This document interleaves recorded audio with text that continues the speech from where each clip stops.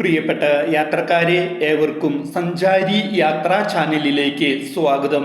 ബനഗനപ്പള്ളി bus സ്റ്റാൻഡിൽ നിന്നും 20 രൂപയുടെ ടിക്കറ്റ് ചാർജാണ് നവാബ് പാലസിലേക്ക് ഉള്ളത്.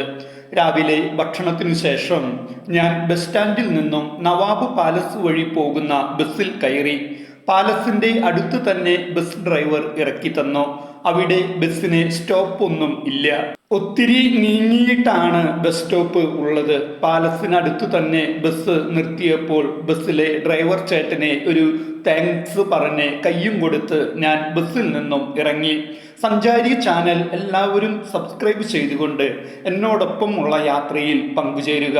നിങ്ങളുടെ പ്രോത്സാഹനമാണ് യാത്രയുടെ വിജയം. റോഡിന് എതിർവശത്തുള്ള കടയിൽ കയറി ഞാൻ ചോദിച്ചു, പാലസിലേക്ക് ഏത് വഴിയാണ് പോകുവാൻ പറ്റുക എന്ന്. കടയുടെ പുറകുവശത്തേക്ക് ചൂണ്ടിക്കാണിച്ചുകൊണ്ട് കടക്കാരൻ പറഞ്ഞു, ഇതുവഴി പൊക്കോളൂ. ഞാൻ നോക്കിയപ്പോൾ മുൾച്ചെടികൾ നിറഞ്ഞതും നിറയെ കല്ലുകളുടെ അവശിഷ്ടങ്ങൾ നിറഞ്ഞതുമായ ഒരു കുന്നിൻ പ്രദേശം. അതിനു മുകളിലാണ് പാലസ് ഉള്ളത്. കുന്ന് കയറുവാൻ തുടങ്ങിയപ്പോൾ താഴെ നിന്നും ഒരാൾ വിളിച്ചു പറഞ്ഞു, ഇതുവഴി പോകേണ്ട, വേറെ വഴി അപ്പുറത്ത് ഉണ്ട്, അത് നല്ല വഴിയാണ്, വണ്ടികൾ ഒക്കെ പോകുന്നതാണ് എന്ന്. ഏതായാലും കുന്നു കയറി പകുതി എത്തി. ഇനി തിരിച്ചിറങ്ങുവാൻ വലിയ ബുദ്ധിമുട്ടാണ്. തെലുങ്കിൽ തിരിച്ച് മറുപടി പറയുവാൻ അറിയാത്തതുകൊണ്ട് ഞാൻ അയാളെ കൈവീശി കാണിച്ചു. അയാൾ നടന്നുപോയി. രാവിലെ സമയം ആയതിനാൽ നല്ല വെയിലാണ്. ഏകദേശം അരമണിക്കൂർ നേരത്തെ ശ്രമഫലമായി ഞാൻ മുകളിലെത്തി. തകർന്നു കിടക്കുന്ന പഴയ മതിലിന്റെ അവശിഷ്ടങ്ങളും മുൾച്ചെടികളും കുഴികളും യാത്ര ബുദ്ധിമുട്ട് ഉള്ളതാക്കി മാറ്റി. മുകളിൽ എത്തിയപ്പോൾ വലിയ ആശ്വാസം തോന്നി. നല്ല മനോഹരമായ കാഴ്ചകളാണ് ചുറ്റിലും ഉള്ളത്. ബനഗനപ്പള്ളിയിലെ നവാബുമാരുടെ വീടുകൾ യാഗന്തി എന്ന തീർത്ഥാടന ഗ്രാമത്തിലേക്കുള്ള വഴിയിലാണ് സ്ഥിതി ചെയ്യുന്നത്. 1400കളുടെ അവസാന കാലഘട്ടത്തിൽ നിർമ്മിക്കപ്പെട്ടതാണ് ബനഗനപ്പള്ളി കോട്ടയും അതിനു ചുറ്റുമുള്ള കോട്ടമതിലും. ആന്ധ്ര സംസ്ഥാനത്തിന്റെ ആദ്യ തലസ്ഥാനമായ കർണൂലിൽ നിന്നും ഏകദേശം 80 കിലോമീറ്റർ അകലെയാണ് ഈ കൊട്ടാരം.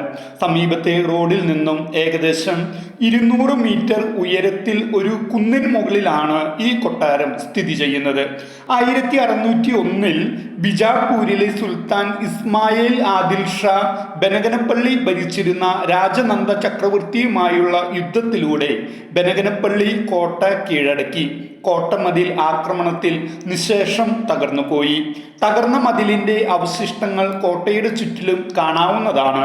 കോട്ട കീഴടക്കിയ സുൽത്താൻ കോട്ടയും സമീപ പ്രദേശങ്ങളും തന്റെ വിശ്വസ്തനായ സിന്ധു സുംബലിന്റെ നിയന്ത്രണത്തിന് വിട്ടുകൊടുത്തു.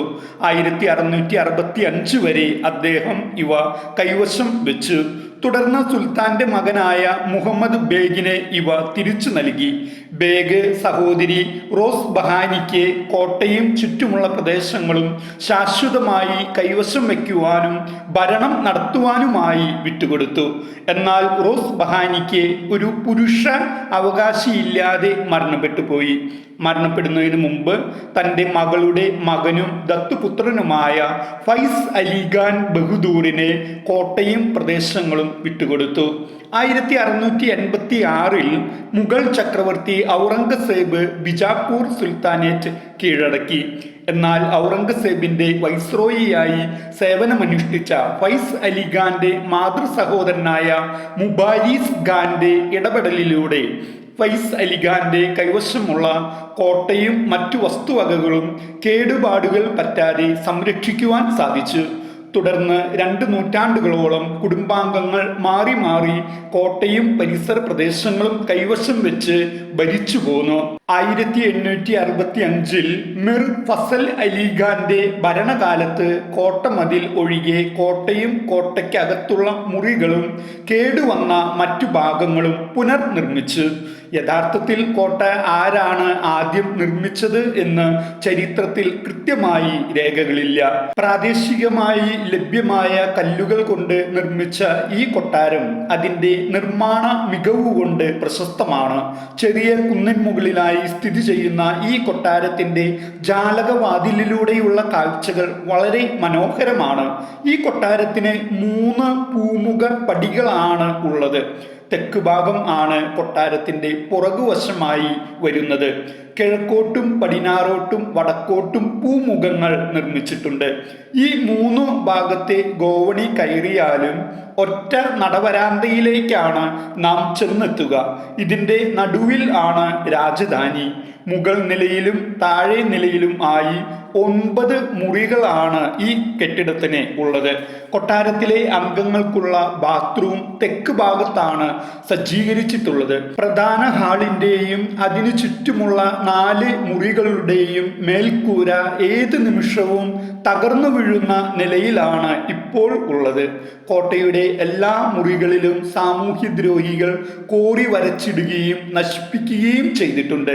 എല്ലാ തരം അനാശാസ്യ പ്രവർത്തനങ്ങളും കോട്ടയ്ക്കുള്ളിൽ നടക്കുന്നുണ്ട് എന്നുള്ളത് ഉറപ്പാണ്. കോട്ടയുടെ ചരിത്ര പ്രാധാന്യം കണക്കിലെടുത്തുകൊണ്ട് ഭാരതീയ പുരാവസ്തു വകുപ്പ് കോട്ടയും പരിസര പ്രദേശങ്ങളും ഏറ്റെടുത്ത് നവീകരിക്കുകയും സംരക്ഷിക്കുകയും ചെയ്യേണ്ടതാണ്. ആന്ധ്ര സർക്കാർ ഈ കോട്ടയ്ക്ക് വേണ്ടത്ര പരിഗണനയും നൽകേണ്ടതാണ്. ചരിത്ര സ്മാരകങ്ങൾ വരും തലമുറയ്ക്ക് പകർന്നു നൽകുന്ന അറിവുകളെ മുൻനിർത്തിക്കൊണ്ട് എത്രയും വേഗം ബനഗനപ്പള്ളിയിലെ ഈ നവാബ് പാലസ് സംരക്ഷിത സ്മാരകം ആക്കുന്നതിനുള്ള നടപടികൾ ചെയ്യേണ്ടത് ഉണ്ട്. ഈ കോട്ടയുടെ നിർമ്മാണ ഘടന ഇന്ത്യയിലെ മറ്റൊരു ചരിത്ര സ്മാരകത്തിനും ഇല്ലാത്തതാണ്. 500 വർഷങ്ങൾ പിന്നിട്ടതിൻ്റെയും ചരിത്രപരമായ പല യുദ്ധങ്ങൾക്ക് സാക്ഷ്യം വഹിച്ചിട്ടും കൂടി കൊട്ടാരത്തിൻ്റെ പുറം ഭാഗം ഇന്നും വിള്ളലുകൾ വീഴാതെ നിൽക്കുന്നത് ഇതിൻ്റെ നിർമ്മാണ ഘടന ഒന്നുകൊണ്ട് മാത്രമാണ്. ഭാരതം സ്വാതന്ത്ര്യം നേടിയിട്ടും ഈ കൊട്ടാരം കെട്ടിപ്പിടിച്ചു കിടക്കുന്ന അല്ലെങ്കിൽ കെട്ടിടത്തിൻ്റെ അവകാശം കൈവശമാക്കി വെച്ചിട്ടുള്ള രാജകുടുംബത്തിൻ്റെ അനന്തരാവകാശികൾ ഈ കൊട്ടാരം സർക്കാരിനെ കൈമാറ്റം ചെയ്യാത്തത് കൊണ്ടാണ് പുനരുദ്ധാരണ പ്രവർത്തനങ്ങൾ നടക്കാത്തത് എന്ന് അറിയുവാൻ കഴിഞ്ഞു. ദയവു ചെയ്ത് കെട്ടിടത്തിൻ്റെ ഉടമസ്ഥാവകാശം ഭാരത സർക്കാരിനോ ആന്ധ്ര സർക്കാരിനോ കൈമാറുക. അല്ലെങ്കിൽ ഏതാനും വർഷങ്ങൾക്കുള്ളിൽ കൊട്ടാരം നിന്നിരുന്ന സ്ഥലം തന്നെ അജ്ഞാതമായി തീരുന്ന അവസ്ഥ വന്നു ചേരും. തിന്നുകയുമില്ല തീറ്റിക്കുകയും ഇല്ല എന്നുള്ള നവാബിൻ്റെ ഇപ്പോഴത്തെ തലമുറയിൽപ്പെട്ട ആളുകൾ ചരിത്രത്തോടും രാജ്യത്തോടും ചെയ്യുന്ന കടുത്ത വഞ്ചനയാണ് ഇത്. ബ്രിട്ടീഷ് ഭരണകാലത്ത് പോലും കോട്ട നവാബ് കുടുംബത്തിന്റെ നിയന്ത്രണത്തിലായിരുന്നു. 1948 ഫെബ്രുവരി 18 ഇൻസ്ട്രുമെന്റ്സ് ഓഫ് ആക്സഷൻ വഴി പ്രിൻസിപ്പാലിറ്റി ഇന്ത്യയുമായി ലയിപ്പിച്ചു. തുടർന്ന് 2 ദിവസത്തിനു ശേഷം അന്നത്തെ ജില്ലാ കളക്ടർ ആയിരുന്ന ബംഗാരെ കോട്ട കൈവശപ്പെടുത്തി. പക്ഷേ കൊട്ടാരത്തിന്റെ കൈവശ രേഖകൾ നവാബ് കുടുംബം വിട്ടു നൽകിയില്ല. അങ്ങനെ സ്വാതന്ത്ര്യാനന്തര ഭാരതത്തിൽ ചരിത്രപരമായ പൈതൃക സ്വത്ത് ചില വ്യക്തികളുടെ സ്വത്തായി മാറുന്നു. 1865 കോട്ടയുടെ അന്നത്തെ അധികാരി ആയിരുന്ന മിർ ഫസൽ അലി ഖാൻ കോട്ട പുനർനിർമ്മിച്ച് കേടുപാടുകൾ തീർത്ത് തൻ്റെ വിശ്വസ്തരാണ് ബ്രിട്ടീഷുകാർ എന്ന് വരുത്തി തീർക്കുവാനായി ബ്രിട്ടീഷ് അധികാരികളെ ചൊൽപ്പടിക്ക് നിർത്തുവാനുമായിട്ട് ബ്രിട്ടീഷ് രാജകുടുംബങ്ങളെ കോട്ടയിൽ കൊണ്ടുവന്ന് താമസിപ്പിക്കുകയും രാജകുടുംബത്തിന്റെ വേനൽക്കാല വിശ്രമ കേന്ദ്രമായി അഥവാ സമ്മർ പാലസായി വിട്ടുകൊടുക്കുകയും ചെയ്തു. ഇതേ തന്ത്രം സ്വതന്ത്ര ഇന്ത്യയിൽ ഇനി നടപ്പാക്കാനാകില്ല എന്ന് തെളിയിച്ചു കൊടുക്കേണ്ടതും പൈതൃക സ്വത്ത് തിരിച്ചു പിടിക്കേണ്ടതും കേന്ദ്ര സർക്കാരിൻ്റെ ഉത്തരവാദിത്വം ആണ്. ബനഗനപ്പള്ളി നവാബ് പാലസിന്റെ നവീകരണത്തിന് 2017 ആന്ധ്ര സർക്കാരിന്റെ ടൂറിസം ഡിപ്പാർട്ട്മെന്റ് 10 ലക്ഷം രൂപ അനുവദിച്ചതാണ്. നവാബിന്റെ ഇപ്പോഴത്തെ തലമുറയിൽപ്പെട്ട അവകാശികൾ പുനരുദ്ധാരണ പ്രവർത്തനങ്ങൾക്ക് സമ്മതം നൽകാത്തതിനാൽ ആ തുക വിനിയോഗിക്കുവാൻ സാധിച്ചില്ല എന്ന വസ്തുത വളരെ ഖേദകരമാണ്. ഓരോ വർഷത്തെയും കാറ്റും മഴയും വെയിലും കൊണ്ട് കെട്ടിടം അതിവേഗം ജീർണിച്ചുകൊണ്ടിരിക്കുകയാണെന്ന കാര്യം നവാബ് കുടുംബം ഓർക്കുക. ഭാരതീയ പുരാവസ്തു വകുപ്പിന് പൂർണ്ണമായും കൊട്ടാരത്തിന്റെയും പരിസര പ്രദേശങ്ങളുടെയും കൈവശ അവകാശ രേഖ നൽകിക്കൊണ്ട് ചരിത്രത്തോടും ദേശീയ ബോധത്തോടും നീതി പുലർത്തുവാനുള്ള ത്യാഗ മനോഭാവം നിങ്ങൾക്ക് ഉണ്ടാകട്ടെ. ഖബറിൽ കിടക്കുമ്പോൾ കൊട്ടാരത്തിലെ ഒരു കല്ലുപോലും കൊണ്ടുപോകുവാൻ നമ്മൾക്ക് കഴിയുകയില്ല. ഇതേ അവസ്ഥയിൽ പ്രമാണരേഖകൾ ഇപ്പോഴത്തെ തലമുറയിൽപ്പെട്ട കുടുംബാംഗങ്ങൾ മുറുക്കി പിടിച്ചു കിടക്കുന്ന പല കൊട്ടാരങ്ങളും ചരിത്ര സ്മാരകങ്ങളും ഇന്ത്യയിൽ നിരവധിയുണ്ട്. അവയെല്ലാം തന്നെയും തിരിച്ചു കൊടുക്കുവാനോ ഭാരത സർക്കാർ ഏറ്റെടുക്കുവാനോ വേണ്ട നടപടികൾ കൈക്കൊള്ളേണ്ടതാണ്. നവാബ് പാലസിന്റെ മറ്റൊരു പേര് അരുന്ധതി കോട്ട എന്നാണ്. മഹാഭാരതത്തിലെ അരുന്ധതിക്ക് ഈ കോട്ടയുമായി യാതൊരു ബന്ധവും ഇല്ലാട്ടോ. ഈ അരുന്ധതി 2009 പുറത്തിറങ്ങിയ ഒരു സിനിമയുടെ പേരാണ്. അനുഷ്ക ഷെട്ടി പ്രധാന വേഷത്തിൽ അഭിനയിച്ച ഹൊറർ ചിത്രമാണ് ഇത്. ഈ സിനിമയിൽ പ്രധാന ഭാഗങ്ങൾ ചിത്രീകരിച്ചിട്ടുള്ളത് ഈ കൊട്ടാരത്തിൽ വെച്ചാണ്. അരുന്ധതി സിനിമ റിലീസായതിനു ശേഷം വിനോദസഞ്ചാരികൾക്കിടയിൽ അരുന്ധതി കോട്ട എന്ന പേരും കൂടി ഈ കോട്ടയ്ക്ക് ലഭിച്ചു. ഇത്രയും വിവരങ്ങൾ ആണ് നവാബ് പാലസിനെ കുറിച്ച് ലഭ്യമായിട്ടുള്ളത്. ഏവർക്കും വീഡിയോ ഇഷ്ടപ്പെട്ട് കാണുമെന്ന് കരുതുന്നു. നാളെ നാം ഗണ്ടി കോട്ടയാണ് സന്ദർശിക്കുന്നത്. ഈ കോട്ടയുടെ അടുത്തു നിന്നും ബനഗനപ്പള്ളി ടൗണിലേക്ക് ബസ് കയറുന്നു. ബനഗനപ്പള്ളി ടൗണിൽ നിന്നും ജമൽമഡ്ഗു വഴി പ്രൊഡക്റ്റൂർക്ക് ആണ് ടിക്കറ്റ് എടുക്കുന്നത്. 120 രൂപയാണ് ടിക്കറ്റ് ചാർജ്. 90 കിലോമീറ്റർ ദൂരമുണ്ട്.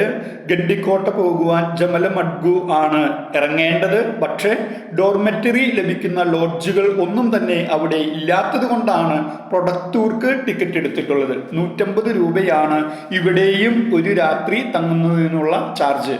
രാത്രി ഏകദേശം 8 മണിയോടുകൂടി ഞാൻ പ്രൊഡക്റ്റൂർ ബസ് സ്റ്റാൻഡിൽ എത്തുന്നു. അവിടെ നേരത്തെ വിളിച്ചു പറഞ്ഞിട്ടുള്ള ഡോർമെറ്ററി റൂമിലേക്ക് പോകുന്നു. ഗണ്ടിക്കോട്ടയിലെ വിശേഷങ്ങളുമായി അടുത്ത വീഡിയോയിൽ നമ്മൾക്ക് വീണ്ടും കാണാം. ഈ വീഡിയോ കാണുന്ന എല്ലാവരും സഞ്ചാരി ചാനൽ സബ്സ്ക്രൈബ് ചെയ്തുകൊണ്ട് എന്നോടൊപ്പമുള്ള യാത്രകളിൽ പങ്കുചേരുമല്ലോ. നന്ദി.